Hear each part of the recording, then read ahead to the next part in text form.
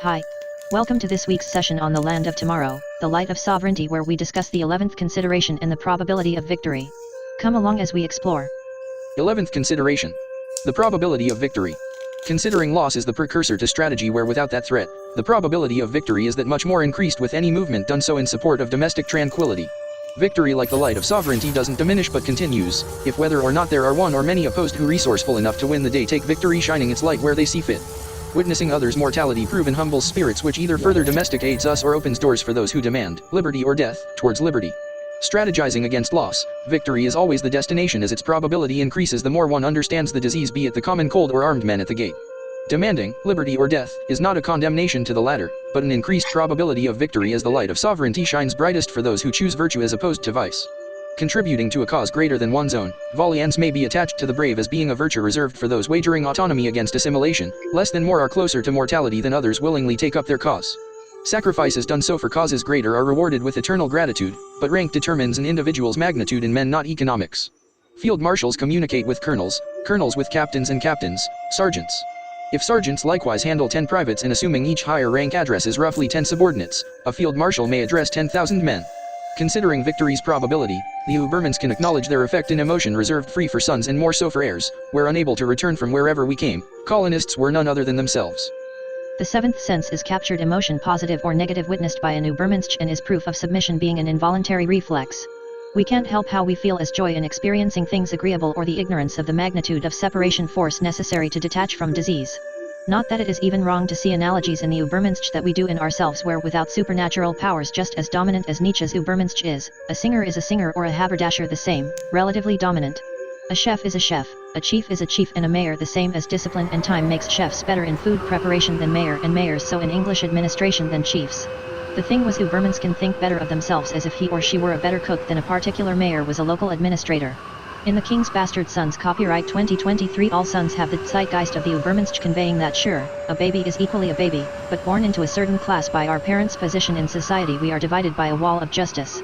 Needing Übermenschen to scale the wall of justice, it is done so through battle, where bastard sons in monarchies advance on enemies before those more noble demanding liberty or death. As either way, theoretically, bastard soldiers win death in battle as a warrior destined, for a lack of better terms, a native Valhalla, or lands and titles granted from those sovereign for victory in war. But why? Well, 1 because thus spoke Zarathustra, or I said so. Victory is such so from order, knowledge, and protection of native sons, as we don't inherit the earth, but only borrow it from our children. As victory may be seen in long-term and short-term goals where no one knows whether they will play in the league tomorrow, economics isn't necessarily equated with intellect. The probability of victory in being one of 11 chosen to captain a football team of many more in a city much grander than it is lesser, increases the more effort players place on trying to strive continuously to be their best. Once associated with our championship team, achievements found in the more than many short-term goals makes us more satisfied with ourselves, if whether or not others will. Certainly, native sons are destined and urged to strive for more, where more so prone to physically dominate. Military service grouping those incoming equally are divided by justice through effort and rank some above others. We couldn't think of natives different. In the crossfire of native and English kingdoms with no hope of relocation, sons of colonists forged a unique path to a destiny buttressed by their unique experience expressed through hard work and the written word. Why? Well, the land has never not been under native control, where not that George Washington was Native American, but native as so born on this land. His story to subsequent generations was the personification of our Declaration.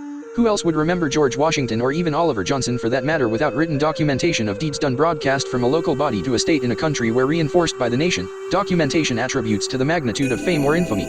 Through Washington we have a window into yesterday, where his position calls for celebration today, with his probability of victory proving true. Just as revered as we see Washington's significance here may have been reciprocated in infamy by English all the same. No one on the earth today remembers Washington's story except colonists who, siding with countrymen, became settlers of the same. These future citizens' pride could have only been what we call a light of sovereignty. Without considering victory, we may not be human, as nobility, if not already claimed, may be so done through virtue in war, where valiance affords us liberty of death. As the Übermenschen can capture emotion in others with the seventh sense, understanding why and knowing the truth is indifferent. Heirs hold special places in the structure of any family, as the future is seen in them all the brighter, so smiling to them they capture emotions somewhere in the wilderness of North America, winning all the more. Why? Well, because many more here than not can't trace their biology much further back before Washington, if even that far at all. Stuck somewhere on this earth, colonists did the best with what they had, where, united, we were more deserving and victorious, dumping the king's tea in the harbor. That concludes the information we have for you this session. Join us again next week as we cover our 12th consideration in If Not Us, Who? And if not now when? We will see you then. Thanks for your time.